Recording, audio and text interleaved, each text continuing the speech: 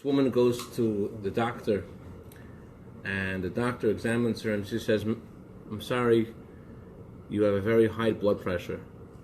You need to do something about this. First, you need to ask a couple of questions. Does it come from your father's side? Does your father have high blood pressure? There's no.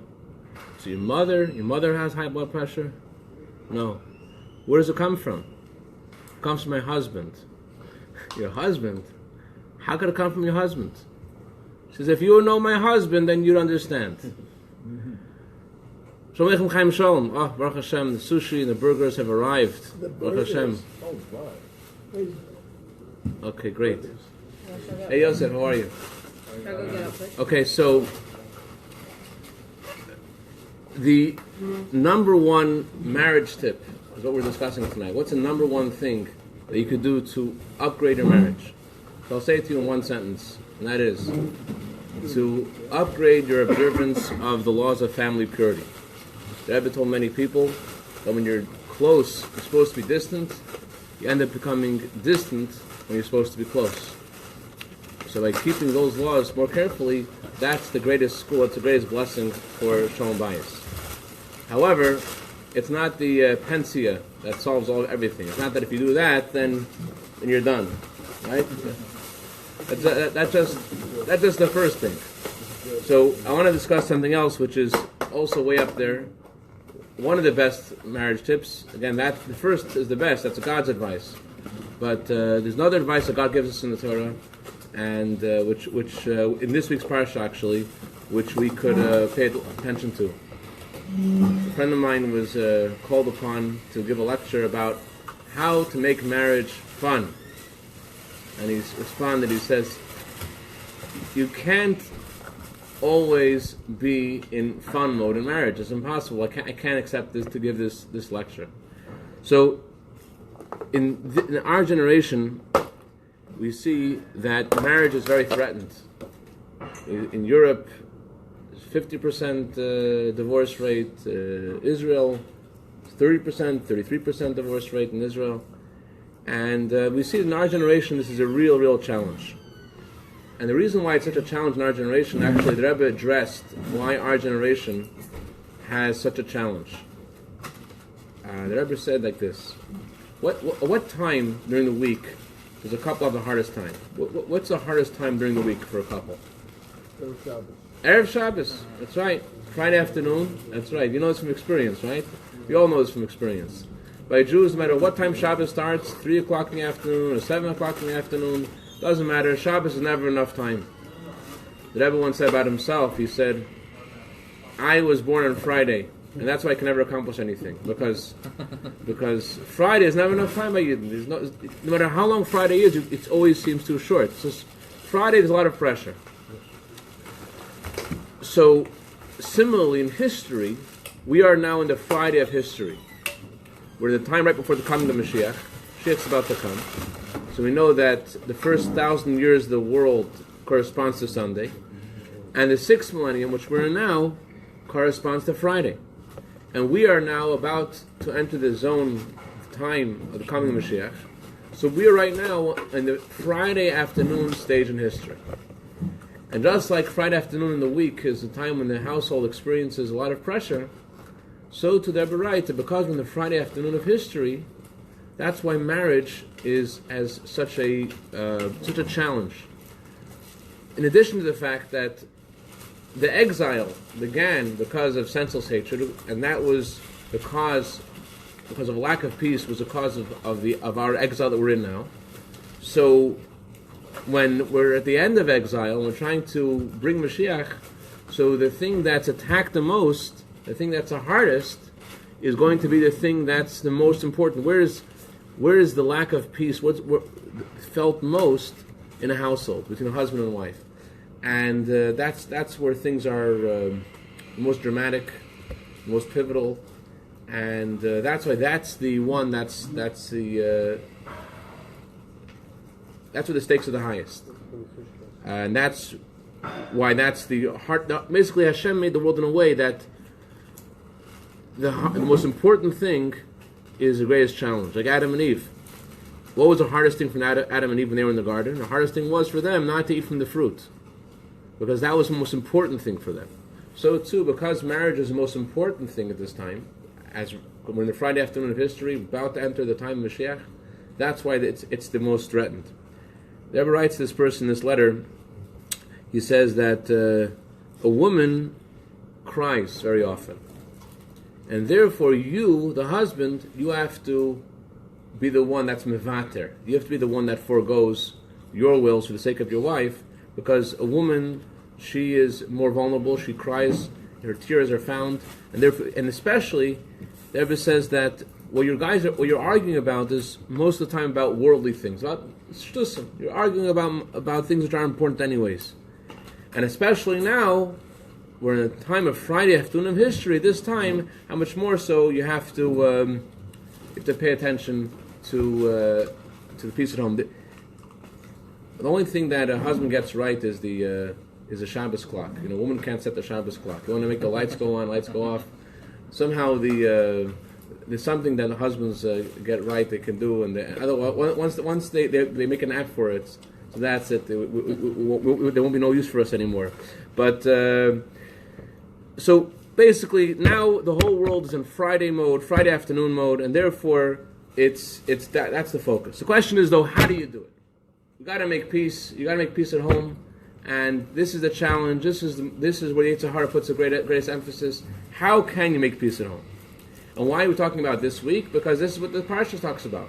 The parsha talks about marriage and divorce, and the Torah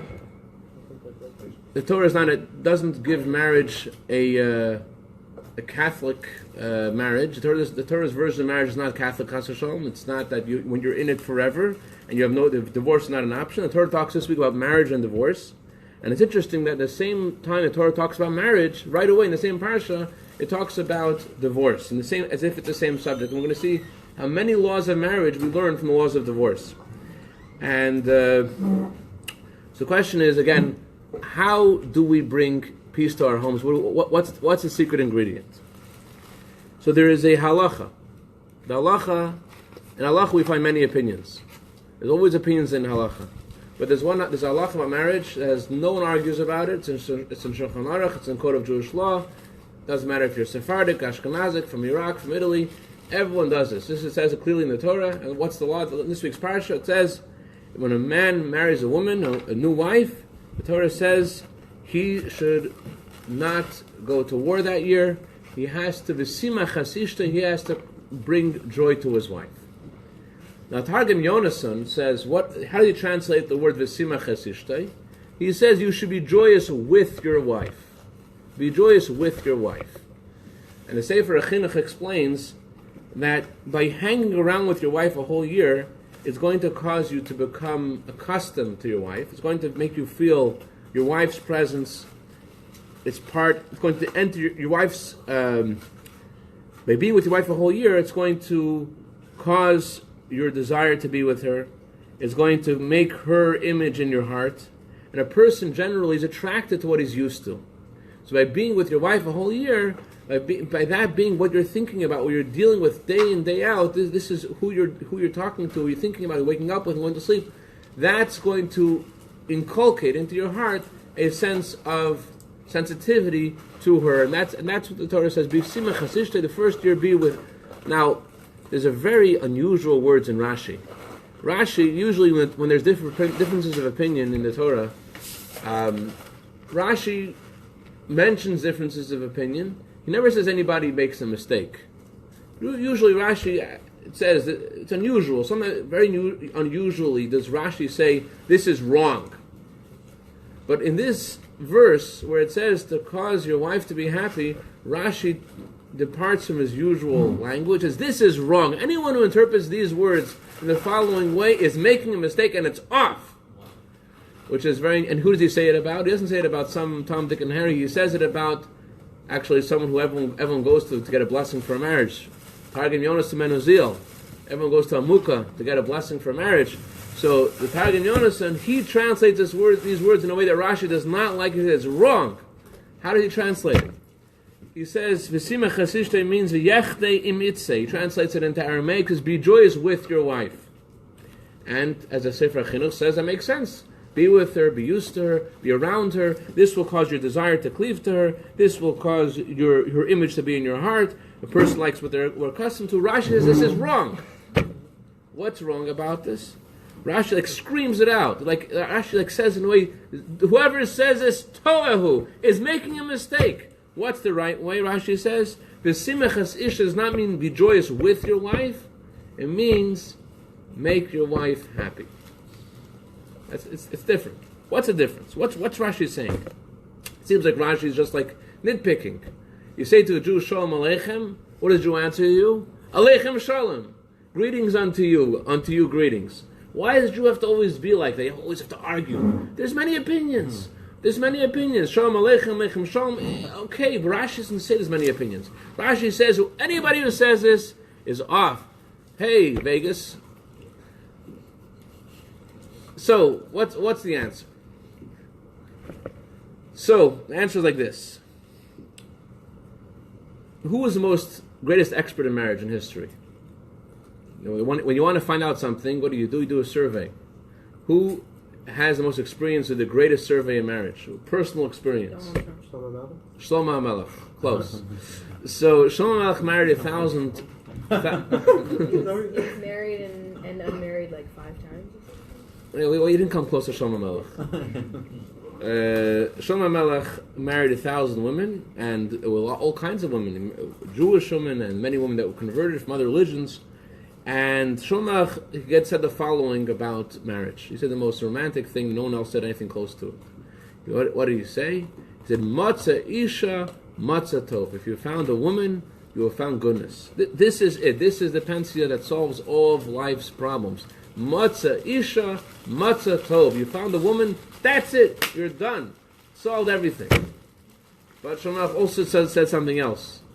He said something else. What did he say? He said, "Moitza niyasa isha, marmi mavis."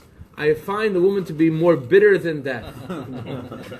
So the question is, which one is right, and how is he saying these two seemingly diametrically opposed things, and it's so confusing? So some people say it depends. When he was younger, he had this opinion. When he was older, that opinion. It was depend on which wife he was talking about. But in Israel, there was a custom like this. When someone got married in Israel, the Talmud says, as soon as you got married, your best friend would ask you this question. What would your best friend ask you? Your best friend would say to you, "Matzah or motzah?" What's matzah or motzah? Those are the two verses we quoted. One verse says, "Matzah isha, matzah tov." You found the woman, you found goodness. The other one verse says, "Motzah ani," I find the woman to be more bitter than death. So they asked you when you got married, so what's going on?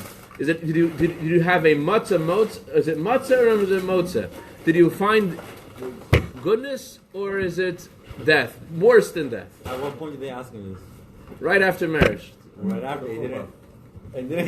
Right by the chuppah, this is the question. The question is, what is a guy doing? How is he trying to? How would you be able to answer that question right away? And second of all, what's the guy trying to say with this question? And the reason why this question was asked, it was asked by your best friend, and right after the wedding, was because the best friend was basically telling you, "It's up to you, boy. It's up to you. It's up to you. You have a choice. Either it's going to be matzah or it's going to be motzah." And it depends on you. And the reason it depends on you is because listen to the difference between these two verses. Rashi says you can't interpret the verse, "Be joyous with your wife," because if you're two people, and each of you have wants and desires, and you're different, and if you're going to look at yourself and value your own desires, and you want to be happy too, and you're interested in your own happiness, so you're going to clash with the other person in your life. You're going to clash. It's not going to work.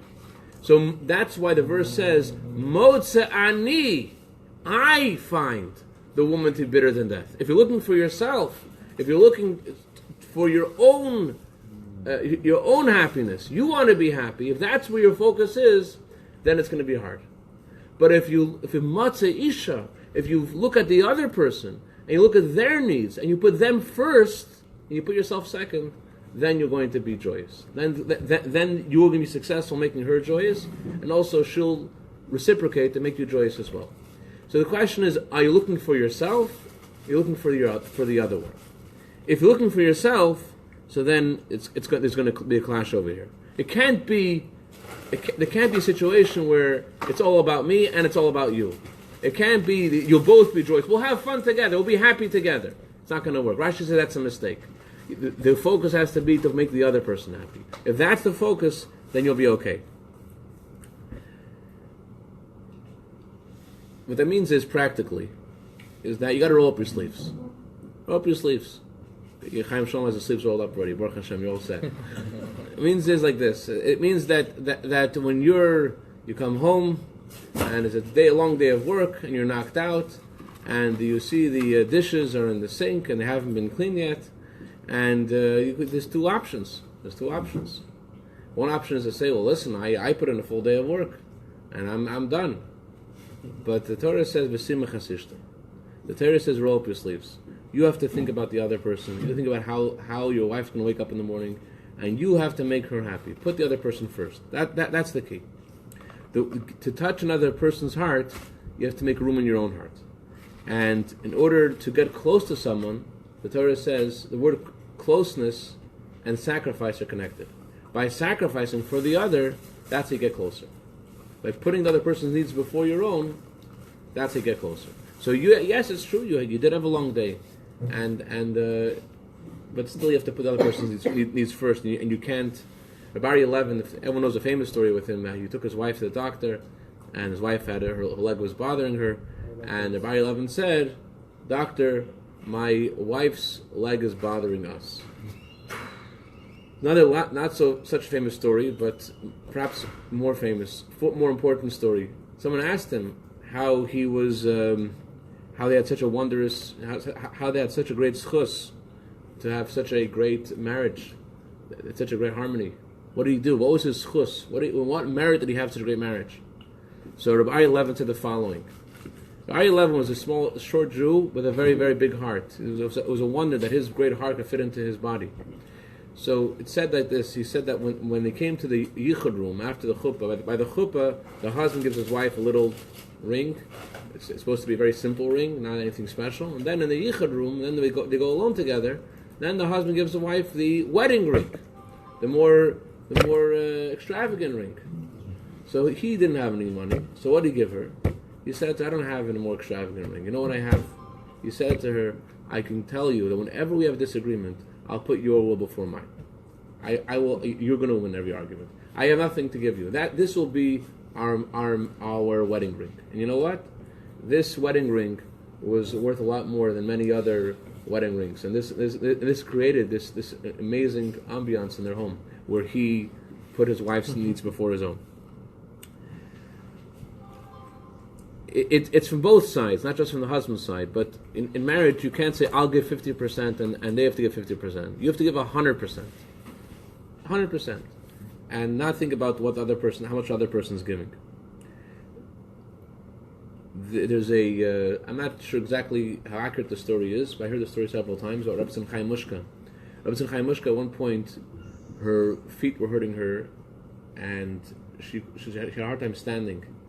And she knew that the Rebbe, her husband, was carrying the weight of all the world's problems on his shoulders. And she had terrible pain in her feet. And she didn't want that when the Rebbe comes home, that the Rebbe should see that she's suffering. So what did she do? So the Rebbe came home Friday night, and she told the person who was in the Misharis, the Gabbai who was working in the Rebbe's home, she told him, put everything out on the table so that it's not noticeable that I'm not going to get anything from the kitchen because everything's already on the table. They put the fish and the salad, whatever it was, on the table. The Rebbe comes home, the Rebbe sits down, and the Rebbe makes kiddush, and she's sitting down, and the Rebbe eats, and then she's sitting down. And then the guy is working in the Rebbe's house. He's thinking, what are we going to do about the soup and the chicken? What do we do about this? And the Rebbe usually, when the Rebbe would sing a Zamar B'Shvachim, a customary song, the Rebbe would use a siddur or a bench, I don't know exactly what, and they would read from it. This time, the Rebbe closed his eyes, and it looked like the Rebbe was connecting to some angels, to some souls, to going to a different world. And he's closing his eyes and he's singing his Am B'Shvachim. So the guy quickly brought in the soup and quickly brought in the chicken, and then the Rebbe opens his eyes, and apparently the Rebbe didn't know, and his wife didn't know. The Rebbe knew, but that's the way that that the Rebbetzin honored the Rebbe. That he has a whole weight of the world on his shoulders. She didn't want him to feel her pain. This is what Rashi means. Rashi says "V'simach hasishtei." Rashi is saying that your focus has to be to make the other person happy, and that's the key to having the other person reflect in their heart to you. And that's what love really means. The love is about feeling and sensing the other person. Unlike our love for fish over here, right? We love fish, but we cut it up, and we cook it, and we chew on it, and whenever the Torah talks about love, the Torah talks about caring about someone else. Where do we find it? It's an amazing thing. It was one of the most amazing things in the Torah to me. The Torah says about Yaakov and Rachel. Yaakov loves Rachel, right? He loves Rachel. And then Lavan says to Yaakov that in order for you to marry Rachel, you're going to have to wait for 7 years. And what does the Torah say? The 7 years for Yaakov, it was like 7 days. It meant nothing to him. He loved her so much that the 7 years were like 7 days. Imagine, Yaakov is waiting for Rachel to arrive on JetBlue flight to LAX at 11:30 p.m. And instead they tell him the flight has been delayed by 7 years. You know, so how do you think Yaakov would feel? You think it would feel like the 7 years like 7 days? The 7 years, every day should feel like forever. And it's the opposite. The Torah says the 7 years like 7. What does that mean? How can the 7 years be like 7 days? The 7 years should be like 7,000 years. So the Ramban says an amazing thing. The Ramban says, because Yaakov loved Rachel, therefore he cared not about him being with Rachel, but about Rachel. Who was a shepherd of Lavan? Who had to work for that Rasha? Who had to work for that evil guy? Who had to be under his rule and under his micromanagement and all his kind of abuse?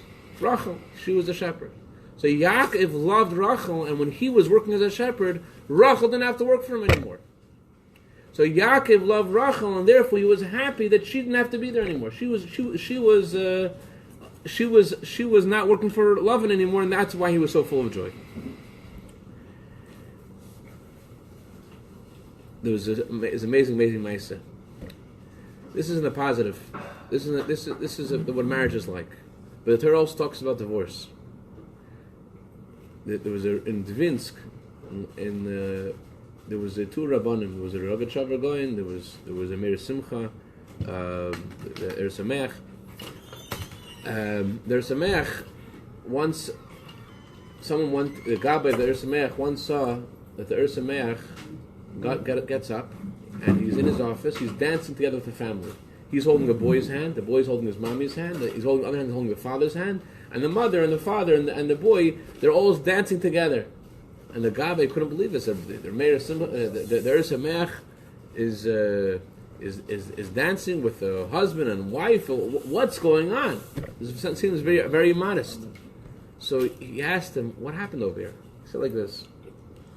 The husband and wife came to me, they want to get divorced. So I asked him, what about your child?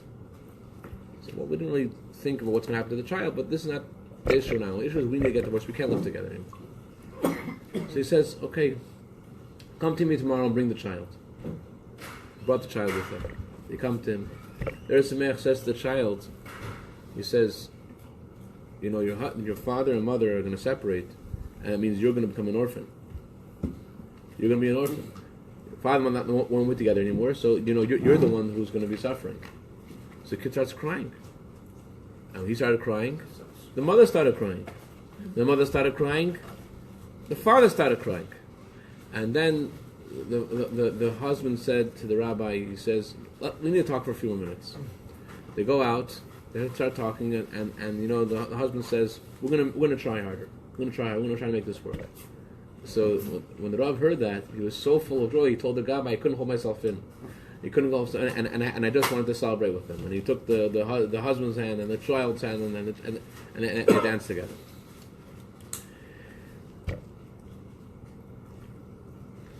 But the Torah does talk about divorce. The question is why? Why doesn't Torah subscribe to a Catholic marriage, Chas v'shalom? So what? To the Catholic marriage, Catholic whatever, lahavdil, you don't have to know about it. But other religions have this concept of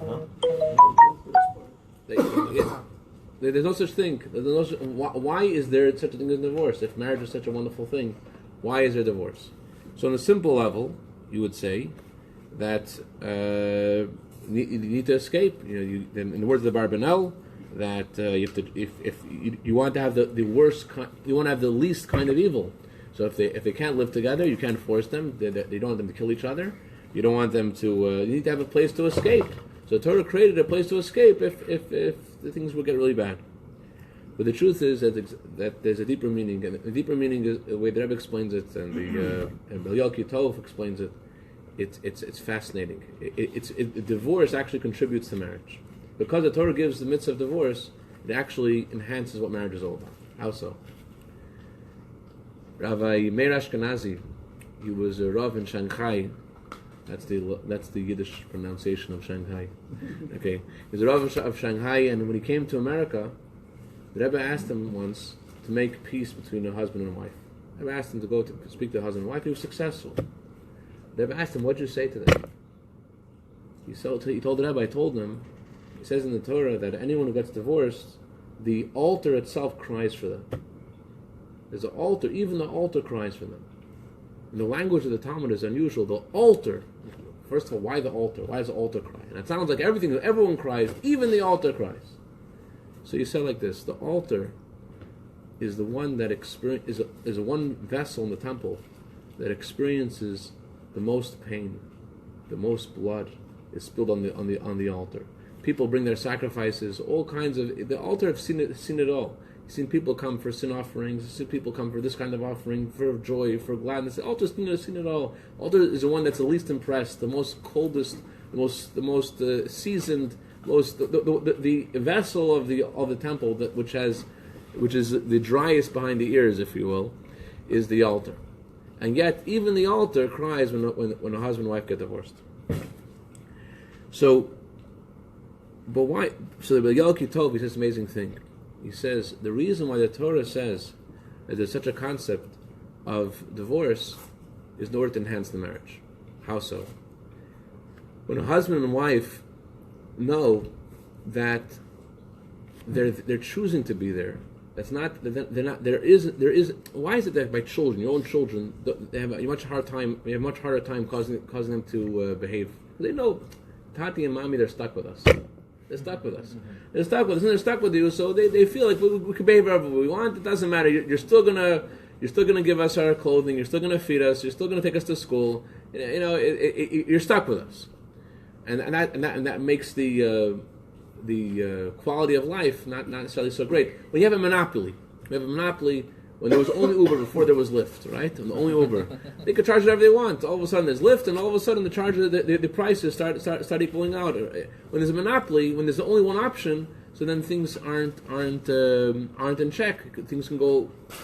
So because the Torah gives a mitzvah of divorce, the Torah is telling your husband and wife is you're there, you're choosing to be there. You're choosing to be there, and because you're choosing to be there, you choose to be there in the. It's because you want to be there. I know a therapist, one of his methods is, when he sees he can't get through the husband and wife, sometimes he wants them to take ownership of their relationships. He tells them, get divorced. No. Why are you saying that? so similarly, the Torah does a similar thing. That's why the Torah, many halachas, many laws of marriage, are we learn them from the laws of divorce. It's actually, the Torah says that there's 3 ways that a husband and wife that the marriage is accomplished. Okay. I guess I should just conclude this quickly.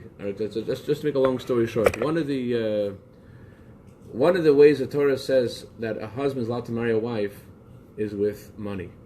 A husband gives a wife money, and he does that, and she accepts the money there, and she says to her, "Be married to me," like the law of Moses in Israel, and they're married. And if he doesn't give her money, gives her a ring, it also works, and that's the custom. So how do we know that money works? How do you know that you're allowed to marry a woman with money? So right in the beginning of the Talmud of Kedushin, it says that we find that when Abraham bought a burial plot for Sarah, he used money. So since money is used for a burial plot, so it could also be used for a wedding, because the Torah uses a similar wording when it talks about getting married and when it talks about buying a burial plot. Now, why is the Torah telling us about a burial plot? It talks about marriage. So one explanation is that the cave that Avraham bought had 2 levels in it. The 2 levels. And so too, a husband and wife have to always be conscious that although they thought they chose each other because of whatever virtues they thought they had, there's a deeper thing. They're 2 halves of one soul. There's another layer. The most important thing you have to know about marriage is that it's not just the way things seem. There's another layer. There's a second reason why we learn this from the burial plot. What did Ephron think? You know what happened with Ephron? Ephron told Avram, you know how much this burial plot's going to cost you? This burial plot's going to cost you 400 silver shekel. And he made Avram pay a huge amount of money. After he got the money, what did Ephron say? This guy, he paid so much money. I made the deal of the century. What did Avraham say? Avraham said, are you kidding? He doesn't know. Adam and Eve are buried there. Adam and Eve are buried in this place. So Avraham felt he had a deal of the century, and Ephron felt the same way. So too, the Torah is telling a husband and wife to get married, you have to feel that you have the deal of the century. And there's a third reason why we learn from Ephron, from this acquisition of Avraham buying the burial plot. What did he buy? He bought a burial plot, and the burial plot is made of earth. The key thing is to be like earth. Be like earth means to have humility and to think about put the other person's needs first. V'simach es ishtay, to make your spouse happy, and that's a key in having success and to be things to be that kamayim apanim as one heart reflects the other. In this week's parsha, last point. This week's parsha it says that you should get married, and then it says you should wear tzitzis. That's why Ashkenazim have a custom of only wearing the talis after marriage. But Sephardim also, everyone has a custom because of this verse that the kala buys her husband a new talis. Why does he buy a new talis? How many strings are there in the talis? 32 strings. So the 32 strings in the talis spell the word leiv, spell the word heart. So the Torah is telling us when the husband and wife gets married, the wife is giving her husband her heart.